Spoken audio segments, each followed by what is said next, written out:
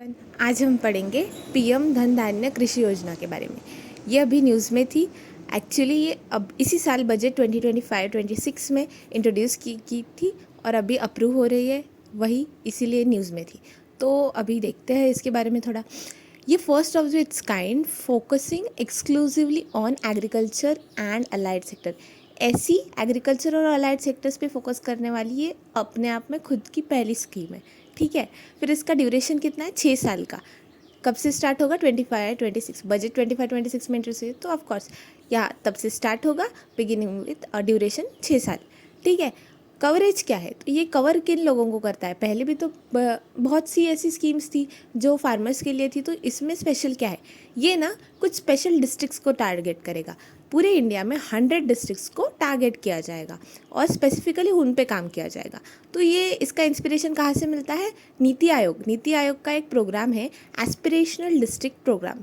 ठीक है, तो एस्पिरेशनल डिस्ट्रिक्ट प्रोग्राम एडीपी भी बोलते हैं इसको। तो ये लॉन्च हुआ था 2018 में।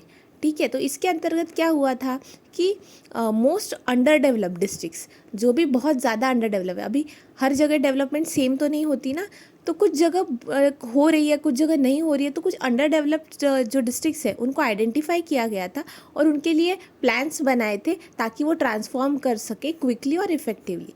ठीक है, तो ऐसे 112 डिस्ट्रिक्ट्स आइडेंटिफाई किए थे।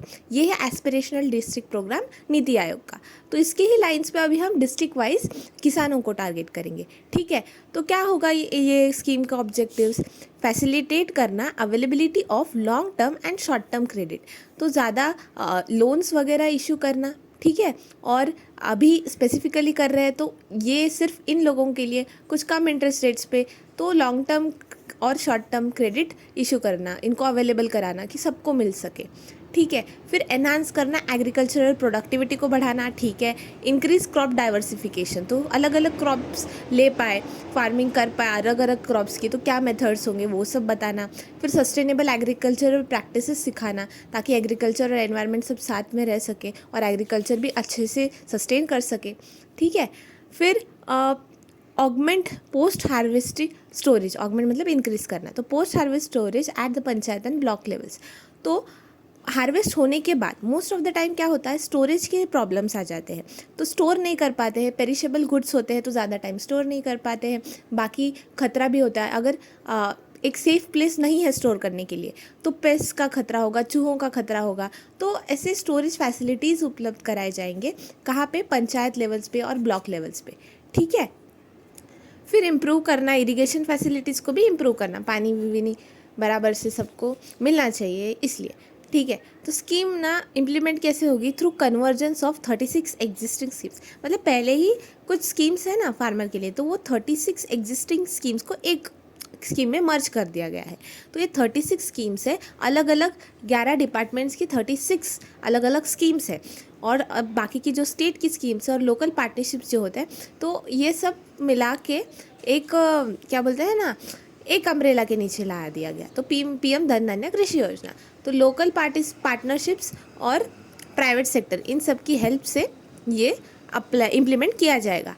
ठीक है, तो डिस्ट्रिक्ट्स कैसे आइडेंटिफाई किए? अभी इतने सारे डिस्ट्रिक्ट्स हैं, उसमें से 100 कौन से आइडेंटिफाई करने हैं बिना बायस के, वो भी तो एक्चुअली कौन से करेंगे? जहाँ पे प्रोडक्टिविटी कम है, लो प्रोडक्टिविटी है, ज़्यादा वहाँ पे क्रॉप्स नहीं उगे हैं, लो क्रॉपिंग इंटेंसिटी, ज़्यादा क्रॉप्स नहीं उगाए जा रहे हैं, तो क्यों नहीं उगाए जा रहे हैं? फिर लेस क्रेडिट डिस्बर्समेंट, जहाँ पे कम क्रेडिट दिया गया है, कम लोन्स दिए गए हैं। ठीक है, तो ये क्राइटेरिया है डिस्ट्रिक्ट्स आइडेंटिफाई करने का। अभी स्टेट्स में अलग अलग स्टेट्स है, तो 100 डिस्ट्रिक्ट्स है। मोस्टली ऐसे कुछ स्टेट्स है जहाँ पे तो मोस्ट ऑफ द 50 से ज़्यादा डिस्ट्रिक्ट्स तो एक ही स्टेट में हो जाएंगे। तो अगर मैंने एक ही स्टेट का कर दिया तो ये इंडिया लेवल की स्कीम तो नहीं हो पाएगी ना, तो डिस्क्रिमिनेशन हो जाएगा। तो हर स्टेट से तो इंश्योर करने के लिए कि सबको बराबर मिलना चाहिए, तो मिनिमम एक डिस्ट्रिक्ट तो होगा ही हर स्टेट से। ठीक है, number of districts in each state slash UT, तो ये नंबर ऑफ डिस्ट्रिक्ट्स किस पे डिसाइड होगा? एक तो होगा ही, महाराष्ट्र से एक होगा, यूपी से एक होगा, ऐसा एक तो मिनिमम है। अभी इसके बाद भी उसमें मतलब महाराष्ट्र से और एक या और 3-4 होंगे क्या? तो ये किस चीज़ पे बेसिक है? नंबर कितना हो सकता है? महाराष्ट्र से कितना लेना है, यूपी से कितना लेना है?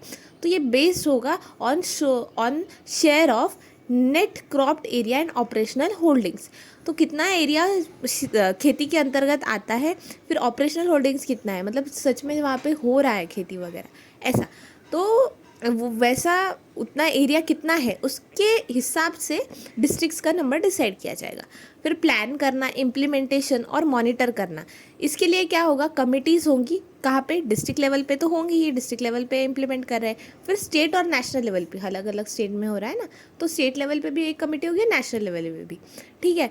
फिर डिस्ट्रिक्ट प्लान धन धान्य समिति, डिस्ट्रिक्ट वाली कमेटी, डिस्ट्रिक्ट धन धान्य समिति, ऐसी ये प्रोग्रेस, उसमें ना ये समिति में कुछ प्रोग्रेसिव फार्मर्स भी इंक्लूड होंगे, ताकि फार्मर्स के बारे में, मतलब उनके प्रॉब्लम्स है ना, तो उनको इंक्लूड करना ज़रूरी है, उनका ओपिनियन भी तो लेना ज़रूरी है। फिर ये डिस्ट्रिक्ट धन धान्य समिति क्या करेगी, एक district agriculture and allied activities plan बनाएगी, ठीक है, जो कि अलाइन होगा अपने नेशनल गोल्स से। तो अपने नेशनल गोल्स क्या है, किस चीज़ को लेके, खेती को लेके, तो क्या है, क्रॉप डाइवर्सिफिकेशन, अलग अलग, मतलब एक सीज़न में अलग अलग टाइप के क्रॉप्स ले पाना, अलग उसमें डाइवर्सिफिकेशन लाना, ठीक है। फिर क्योंकि मोस्ट ऑफ द टाइम क्या होता है, एक क्रॉप के बाद ज़मीन खाली रहती है, तो ऐसे भी क्रॉप्स होते हैं जो अलग सीज़न में आते हैं, तो मोस्टली लोगों को पता नहीं होता, तो वो सब बताना। फिर conservation of water and soil health, हाँ, वाटर, पानी भी बचाना है और सॉइल हेल्दी भी रहे। क्या होता है, पेस्टिसाइड्स वगैरह यूज़ कर देते हैं तो एसिडिटी सॉइल की बढ़ जाती है एक्सेट्रा, तो ज़्यादा मात्रा में नहीं यूज़ करना है। तो हमारा गोल क्या है कि कंजर्व करना पानी को भी और सॉइल की हेल्थ को भी, ठीक है। फिर self sufficiency in agriculture and allied sectors, यहाँ पे हमें सेल्फ सफिशिएंट होना है, किसी से इम्पोर्ट नहीं करना है, अपने कंट्री में ही हमें सब करना है, इसलिए। फिर expansion of natural and organic farming, हाँ, नेचुरल और ऑर्गेनिक फार्मिंग को बढ़ावा देना है, ताकि पेस्टिसाइड्स वगैरह का यूज़ कम हो सके, इसलिए ये सारे हमारे नेशनल गोल्स हैं। इन्हीं से अलाइन डिस्ट्रिक्ट एज और एग्रीकल्चर एंड अलाइड एक्टिविटीज़ का प्लान बनता है, ठीक है। कौन बनाता है, डिस्ट्रिक्ट धन धान्य समिति, इसमें फार्मर्स भी होते हैं। तो प्रोग्रेस अभी रिव्यू कौन करेगा ना, ला दी स्कीम, ला दी, इम्प्लीमेंट हो रहा है, मॉनिटर हो रहा है कि नहीं, ये सब तो कमिटीज़ है, लेकिन at the end of the day ये सब का रिव्यू कौन करेगा। तो 117 की इंडिकेटर्स है, कुछ परफॉर्मेंस इंडिकेटर्स है, तो एक डैशबोर्ड होगा, उसके थ्रू मंथली बेसिस पे प्रोग्रेस का रिव्यू किया जाएगा, ठीक है। और ये प्लान्स का पूरा, ये प्लान्स जो बन रहे हैं उनका रिव्यू कौन करेगा, नीति आयोग करेगा, फाइन। फिर सेंट्रल नोडल ऑफिसर्स होंगे हर डिस्ट्रिक्ट के लिए, तो वो भी रिव्यू करेंगे, ऐसा। तो ये सारी स्कीम का अल्टीमेट गोल क्या है, ये अपने को आत्मनिर्भरता भारत की तरफ और एक कदम लेके जाती है, ठीक है। तो ये था पीएम धन धान्य कृषि योजना के बारे में। That's it for the day, thank you.